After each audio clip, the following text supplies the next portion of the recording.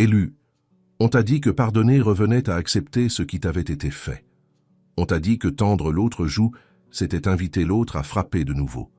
On t'a dit que lâcher prise, c'était abdiquer, que garder le silence face à l'injustice, c'était prouver ta faiblesse, ta naïveté, ta bonté excessive pour ce monde. Mais ce qu'ils ne vous ont pas dit, ce que personne n'a pris la peine de vous révéler, c'est que votre pardon était l'acte le plus puissant que vous pouviez accomplir sur le plan spirituel.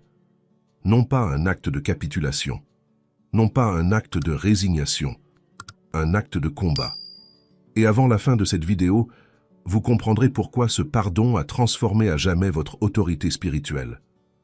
Pourquoi ce que vous avez vécu n'était pas une défaite. Et pourquoi le ciel a enregistré chaque larme versée en silence, chaque nuit où vous avez choisi de lâcher prise plutôt que de lutter. Et pourquoi cette décision a tout changé dans un royaume que vos yeux ne peuvent encore voir, mais que vous commencerez à percevoir aujourd'hui. Restez jusqu'à atteindre la 7e dimension, car c'est celle que l'ennemi ne voulait absolument pas que vous compreniez. Si ce message vous parle déjà, cliquez sur « J'aime ». Non pas pour moi, mais pour reconnaître l'œuvre de Dieu dans votre vie à travers ces mots. Et si vous n'êtes pas encore abonné à cette chaîne, c'est le moment. Car les messages à venir s'adressent à celles et ceux qui souhaitent non seulement surmonter leurs épreuves, mais aussi comprendre la portée spirituelle de chacune d'elles. Abonnez-vous dès maintenant et activez les notifications pour ne manquer aucune révélation. Mais avant de continuer, je dois faire une pause d'1 seconde, parce que je sais qui tu es. Tu n'es pas là par hasard. Tu as prié, tu as fait ta déclaration. Tu as avancé malgré la douleur. Tu as choisi le pardon. Tu as choisi Dieu. Et pourtant, quelque chose demeure. Quelque chose qui revient sans cesse dans tes pensées. La nuit, dès que tu tentes de te tourner vers l'avenir.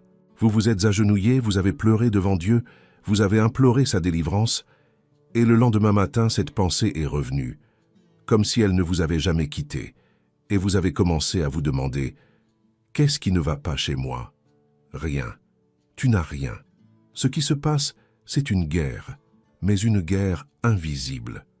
Elle se déroule sur un champ de bataille que très peu connaissent et pour lequel personne ne vous a jamais appris à vous défendre. Un champ de bataille qui se trouve dans l'esprit de l'élu, là où l'ennemi n'a pas besoin de crier. Il lui suffit de murmurer, et ces murmures deviennent des croyances, et ces croyances deviennent des prisons. Et soudain, vous êtes spirituellement libre, mais mentalement captif. J'ai préparé quelque chose pour vous. Des documents qui révèlent précisément ce que sont ces domaines, qui opèrent dans chacun d'eux, et quelle est l'arme spécifique qui permet de fermer chaque territoire une fois pour toutes. Son nom est la guerre spirituelle des pensées. Je ne dévoilerai pas tout dans cette vidéo. Son contenu doit rester confidentiel, protégé, entre les mains d'une personne véritablement prête. C'est pourquoi, en remerciement de votre présence, j'ai mis à votre disposition quelques exemplaires dans le premier commentaire épinglé sous cette vidéo. Mais dépêchez-vous, il n'en reste que quelques-uns, et cette offre peut être retirée à tout moment. Réservez le vôtre dès maintenant, avant qu'il ne soit trop tard. Revenons-en à vous. Revenons à ce pardon. Je veux que vous fermiez les yeux un instant, pas physiquement, puisque vous regardez encore, mais pour revenir à ce moment précis. Vous savez lequel. Ce moment exact où une personne que vous aimiez, une personne en qui vous aviez confiance, une personne à qui vous aviez ouvert une porte de votre vie, vous a blessé d'une manière que les mots peinent encore à décrire. Ce n'était pas une simple déception, c'était une trahison, une humiliation, un abandon. Peut-être que cela s'est passé en public, devant des gens qui n'ont rien vu ni rien dit. Peut-être que cela s'est passé en silence, à huis clos, et vous deviez continuer à sourire comme si de rien n'était. Peut-être avez-vous porté ce fardeau seul, incapable de l'expliquer à qui que ce soit, car ceux qui auraient dû comprendre ne l'ont tout simplement pas fait. Et malgré tout cela, malgré la plaie ouverte, malgré les larmes ravalées, malgré les nuits blanches, tu as choisi de pardonner. Et le monde n'a pas compris. Certains ont dit « tu es trop faible ». D'autres ont dit « vous leur donnez des raisons d'y croire ». Certains vous regardaient avec pitié, comme si vous étiez naïf, comme si vous ne saviez pas vous défendre. Et le plus dur n'était même pas ce qu'ils disaient, c'était ce que vous ressentiez au fond de vous. Car une petite voix intérieure, persistante, vous demandait si vous faisiez le bon choix, si Dieu vous observait vraiment, si ce silence, ce lâcher-prise, ce choix de ne pas vous venger, aurait une quelconque valeur, au final. C'était le cas.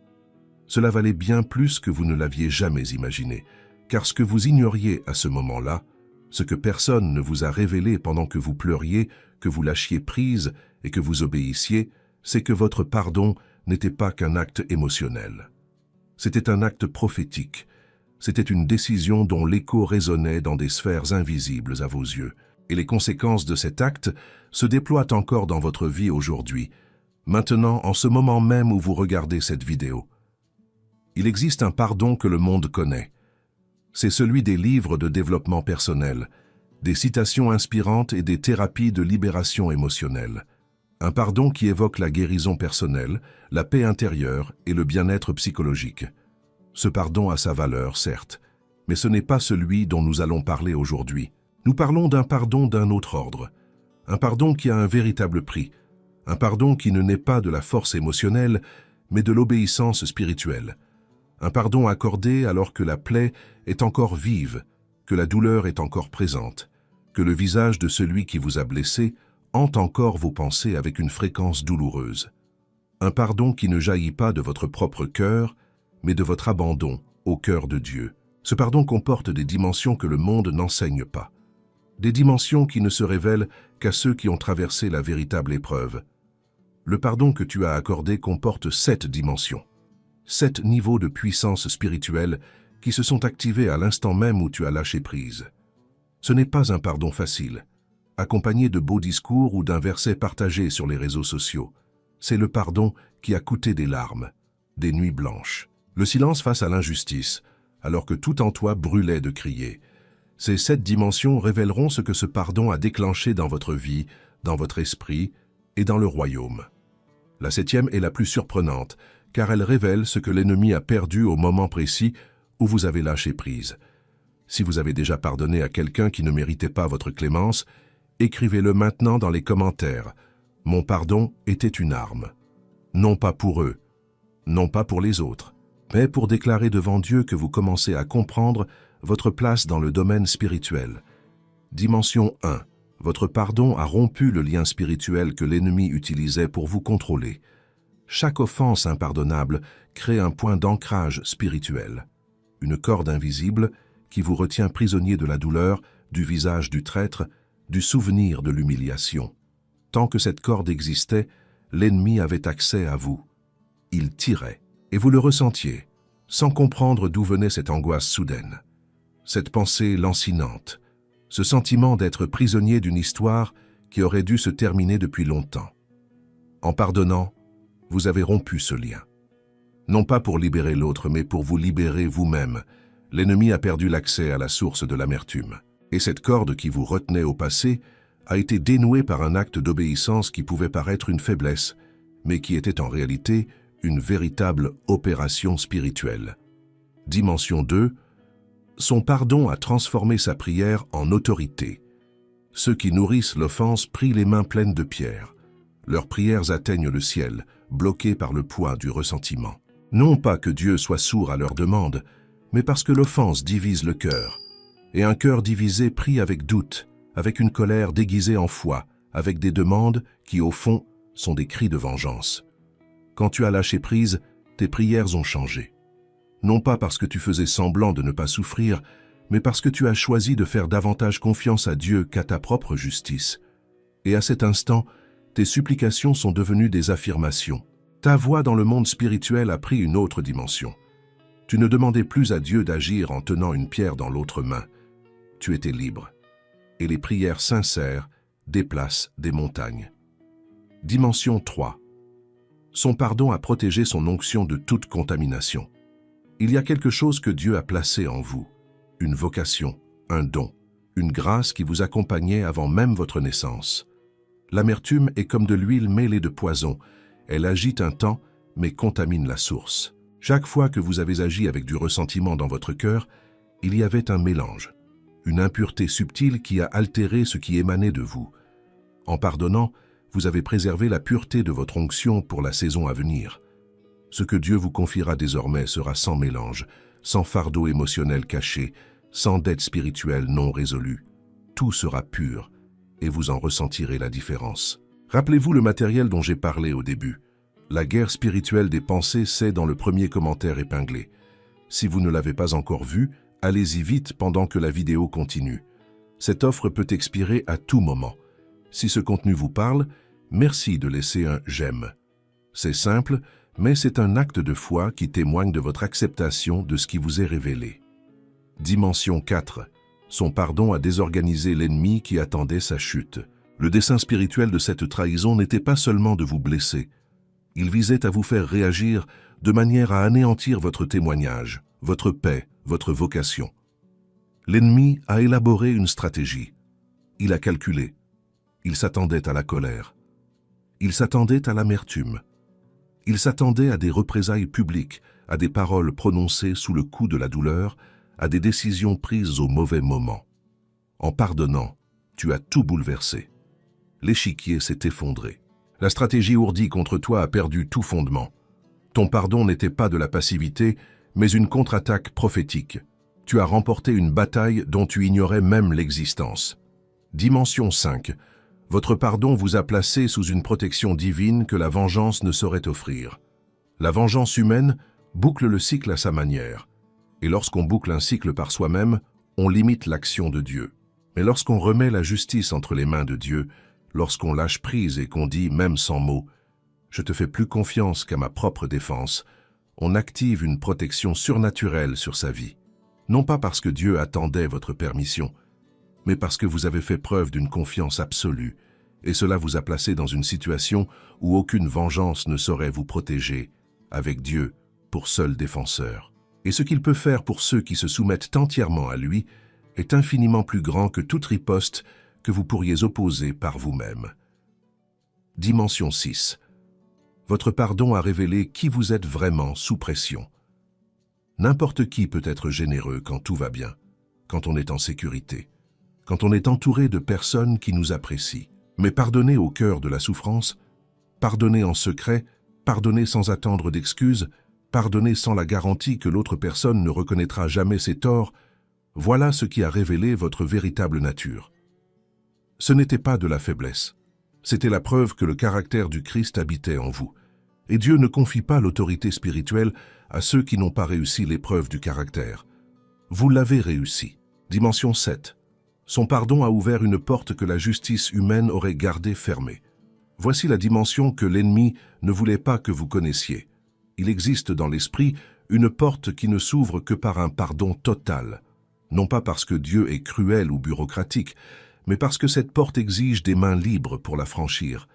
Des mains libres de ressentiment, de vengeance, d'amertume non résolue qui occupe encore une place dans le cœur. Tant que tu nourrissais de la rancune, cette porte restait close. Non par punition, mais parce qu'il était impossible de passer. Tu ne pouvais pas franchir le pas en portant ce fardeau. Mais dès l'instant où tu as pardonné, dès l'instant précis où tu as lâché prise, cette porte s'est ouverte. Et tu es désormais à l'intérieur. Ce que tu découvriras dans cette nouvelle étape est inestimable. Cela ne s'achète pas. Cela ne se conquiert pas par la force. Seuls ceux qui lâchent prise suffisamment pour franchir le pas peuvent en hériter. Ton pardon n'a pas marqué la fin d'une histoire douloureuse. Il a été le premier acte d'une nouvelle autorité. Tu n'as pas pardonné pour rester au point de départ. Le pardon t'a transformé spirituellement, émotionnellement et providentiellement. Dieu ne laisse jamais un pardon sincère se perdre. Le monde tentera de vous convaincre que vous avez perdu en ne vous vengeant pas. Mais le royaume fonctionne autrement. Ceux qui lâchent prise héritent.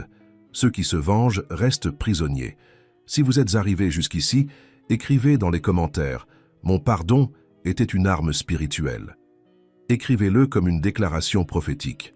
Non pas pour eux, pour vous, pour Dieu. Et laissez un « j'aime », car ce simple geste est votre façon de dire que vous recevez cette révélation concernant votre vie. Et le matériel, la guerre spirituelle des pensées, est encore disponible dans le premier commentaire épinglé. Dépêchez-vous de le récupérer avant qu'il ne soit supprimé. Mais avant de terminer, je dois vous lancer un avertissement. Un avertissement spirituel qui pourrait bien être la chose la plus importante que vous entendrez aujourd'hui. Maintenant que vous comprenez le pouvoir de votre pardon, maintenant que ces dimensions vous ont été révélées, Maintenant que vous commencez à percevoir ce que cet acte a activé spirituellement, l'ennemi tentera de vous faire douter. Il agira subtilement. Il ne se manifestera pas directement. Il ne le fait jamais face à quelqu'un qui a déjà appris à résister frontalement. Il emploiera une autre stratégie. Cela fera ressurgir le souvenir. Le visage de cette personne apparaîtra au moment le plus inattendu. Cela ressuscitera la scène de l'humiliation juste au moment où vous vous apprêtez à entamer quelque chose de nouveau. Cela sèmera en vous une émotion, pas forcément de la colère, mais quelque chose de plus subtil, de plus insidieux, le doute. As-tu vraiment pardonné? Parce que si tu avais vraiment pardonné, tu ne te sentirais pas comme ça maintenant. Ne croyez pas cette voix. Pardonner ne signifie pas effacer le souvenir. Cela signifie qu'il a perdu son emprise sur vous. Il y a une différence fondamentale entre se souvenir et être contrôlé. On peut se souvenir et rester libre. On peut ressentir une douleur et guérir. L'ennemi tentera de confondre le souvenir et la blessure.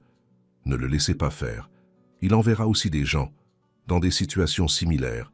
Il placera sur votre chemin quelqu'un qui se comporte exactement comme celui qui vous a blessé, pour voir si vous réagissez de la même manière. Pour tester si le pardon était sincère ou une simple façade, soyez vigilant, non pas parce que vous devez avoir peur, mais parce que vous connaissez désormais sa stratégie. Et celui qui connaît la stratégie de l'ennemi a déjà une longueur d'avance. Et il y a une autre chose qu'il faut clarifier, car beaucoup de gens font cette confusion et en perdent le prix fort. Pardonner ne signifie pas rouvrir la porte à la personne qui vous a blessé. Le pardon est spirituel. Poser des limites est sage. On peut pardonner pleinement à quelqu'un, le cœur ouvert, sans aucune rancune, tout en discernant que cette personne n'a pas sa place dans cette nouvelle étape de votre vie. Les limites ne sont pas des murs d'amertume, mais des remparts de sagesse. Et Dieu non seulement vous permet de les établir, mais il vous y appelle. Car cette nouvelle étape de votre vie est trop précieuse pour être compromise par des présences qu'il n'a pas autorisées. Tu as pardonné, c'est fait. C'est inscrit au ciel. Mais tu n'es pas obligé de faire revenir dans ta vie la personne qui t'a fait souffrir. La grâce n'est pas de la naïveté. Le pardon n'est pas un manque de discernement. Tu peux aimer de loin, prier pour quelqu'un de loin, lui souhaiter du bien, tout en gardant la distance que le Saint-Esprit te recommande. Maintenant, je veux que tu fasses quelque chose avec moi. N'écoutez pas seulement. Déclarez, car la parole a du pouvoir. Quelque chose se produit dans le domaine spirituel lorsque l'élu ouvre la bouche et décrète. Non pas parce que les mots sont magiques, mais parce qu'ils sont des actes de foi. Et la foi, lorsqu'elle est proclamée à haute voix, affronte l'invisible et le contraint à agir. Lisez avec moi, ou répétez à voix haute si vous êtes seul. Chaque phrase est un décret. Chaque ligne est une porte que vous fermez ou ouvrez de vos propres mots. Seigneur, je reconnais que mon pardon n'était pas un signe de faiblesse. C'était une obéissance prophétique. C'était un acte qui a coûté quelque chose de réel et qui a touché une cause éternelle. Je reçois maintenant ce que ce pardon a libéré dans ma vie. Je renonce à toute rancune qui tente de revenir sous forme de souvenir. Je ferme la porte à l'amertume. Je ferme la porte à la vengeance qui murmure encore dans mes moments de faiblesse. Je choisis de laisser ta justice me défendre, non pas parce que je suis assez fort pour être indifférent, mais parce que je sais que ton jugement est infiniment supérieur au mien. Je déclare que mes mains sont libres, mon cœur est libre, mon avenir est libre. Je déclare que ce que l'ennemi avait prévu pour me détruire s'est transformé en autorité spirituelle entre mes mains. Je déclare que chaque larme versée en silence a été enregistrée par le ciel et qu'aucune n'a été vaine. Utilise mon vécu, utilise la douleur que j'ai choisi de ne pas garder pour moi. Utilise le silence que j'ai gardé alors que j'avais envie de crier. Transforme tout cela en onction, en vocation, en autorité pour la période à venir. Puissé-je porter ton nom avec humilité, mais aussi avec la certitude de celui qui sait ce qui s'est manifesté dans le monde spirituel. Je le déclare. Mon pardon était une arme, et je suis du bon côté dans cette bataille. Au nom de Jésus. Amen. Être élu, ce n'était pas simplement une prière, c'était une prise de position. On affirmait qui l'on est et où l'on se situe spirituellement. Et je dois vous dire une dernière chose avant de terminer. Le monde s'efforcera sans cesse de vous convaincre de votre défaite, que vous auriez dû vous battre, que vous auriez dû vous défendre, que le silence était lâcheté et le pardon, une défaite. Laissez le monde parler, car le royaume obéit à une logique que le monde ne comprendra jamais. Au royaume, ceux qui lâchent prise héritent, ceux qui s'humilient sont exaltés, ceux qui pardonnent reçoivent ce que la vengeance ne saurait apporter. Ce n'est pas parce que tu as pardonné que tu as perdu, c'est parce que tu as pardonné que Dieu a pu te rendre ce que la vengeance t'aurait volé à jamais. Si ce message a touché quelque chose en vous, quelque chose que vous saviez déjà mais que vous aviez besoin d'entendre clairement, écrivez-le maintenant dans les commentaires. Mon pardon était une arme spirituelle, non pas pour eux, pour vous, comme un décret devant Dieu attestant que vous comprenez ce qui s'est activé dans votre vie. Et n'hésitez pas à aimer cette vidéo. Ce n'est pas un petit geste, c'est votre façon de montrer que vous avez bien reçu ce message, qu'il ne vous a pas laissé indifférent. Si vous n'êtes pas encore abonné à cette chaîne, abonnez-vous dès maintenant, car les prochaines vidéos s'adressent à celles et ceux qui ne veulent pas seulement survivre aux épreuves, mais aussi comprendre leur impact spirituel. Et vous êtes assurément cette personne. Avant de partir, sachez que la vidéo qui s'affiche à l'écran a été conçue pour vous. Ce n'est pas un hasard. Regardez-la attentivement, car la suite est la continuation de l'œuvre que Dieu construit dans votre vie à travers ses révélations. À la prochaine. Que Dieu vous protège et que chaque étape de cette nouvelle période soit marquée par l'autorité de celui qui a choisi de pardonner quand personne ne s'y attendait.